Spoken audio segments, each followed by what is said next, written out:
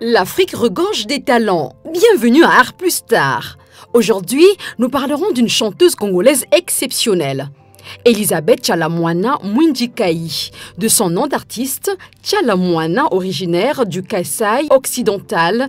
Elle est née le 13 mai 1958 à Elisabethville, aujourd'hui appelée Lubumbashi. Elle est célèbre pour avoir modernisé le folklore du peuple Lumba, le Mutwashi, dont elle fait son domaine de prédilection et devient la reine de cette danse grâce à ses déhanchements envoûtants dont elle seule avait le secret. Arrivée à Kinshasa à 18 ans, plus précisément en 1976, elle est séduite par les prouesses des jeunes danseuses qui accompagnent les grands orchestres comme Africa, OK Jazz. Elisabeth Tchalamouana démarre sa carrière à Kinshasa en 1977 comme danseuse, choriste dans le groupe Tcheke Tcheke Love de l'idole féminine Pongo Love. Peu après, la danseuse Tchalamouana quitte cet orchestre et s'essaie dans la chanson en travaillant avec Laurent Galland et de Rachid King. Elle compose ses chansons en Tiluba. En 1978, c'est la rencontre avec celle qu'on appelle à Kinshasa Tantine Abeti Masikini. Tchalamouana est recrutée comme danseuse et choriste dans le groupe. La détermination d'exploiter son talent de danseuse l'amène à intégrer le groupe Minzoto Wela Wela, un groupe né des centres de l'orchestre Minzoto Yazaïr, créé par le père Buffalo. Au début des années 80, Tchalamouana explose sur le plan musical, non pas à Kinshasa, où domine la rumba en lingala, mais à l'extérieur du pays. À Abidjan, l'artiste congolaise Tchalamouana insuffle la musique congolaise avec le Mutwashi.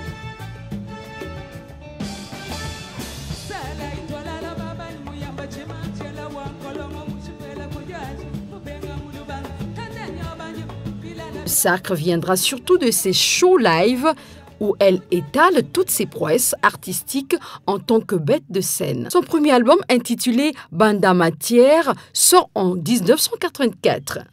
Désormais, Tchalamouana s'impose comme une artiste de talent et impose le Mutwashi avec de nombreuses chansons puisées dans la tradition musicale, Luluwa et d'autres composées en lingala. Elle s'installe à Paris en 1990, elle travaille fort et enrichit son répertoire avec plusieurs titres tels que Malou, Gouma, Yanyi ou Mwamba. Elle va sortir 19 albums et faire le tour des grandes salles en Afrique, en Europe et en Amérique du Nord. En 1997, de retour au pays après une vingtaine d'années passées à Paris, Tchalamouana s'engage en politique, épaulée par le président Laurent Désiré Kabila.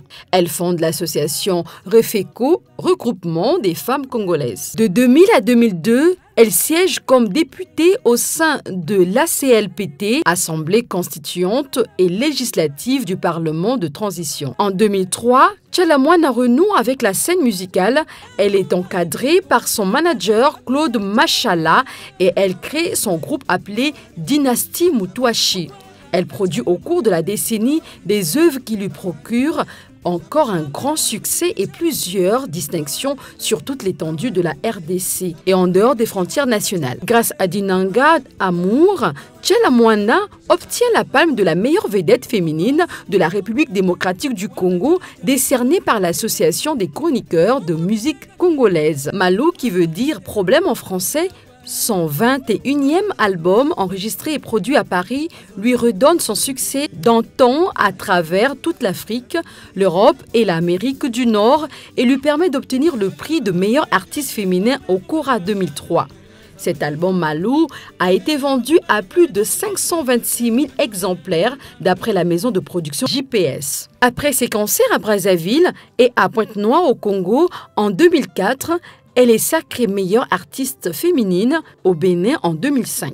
Surnommée reine de Mutwashi, Tchalamouana est aussi appelée Mamou nationale, chanteuse, danseuse, actrice, productrice et femme politique. Elle décède le 10 décembre 2022. Elle laisse à l'Afrique une riche carrière musicale et un lourd héritage culturel. Vive l'artiste! Merci ma grande.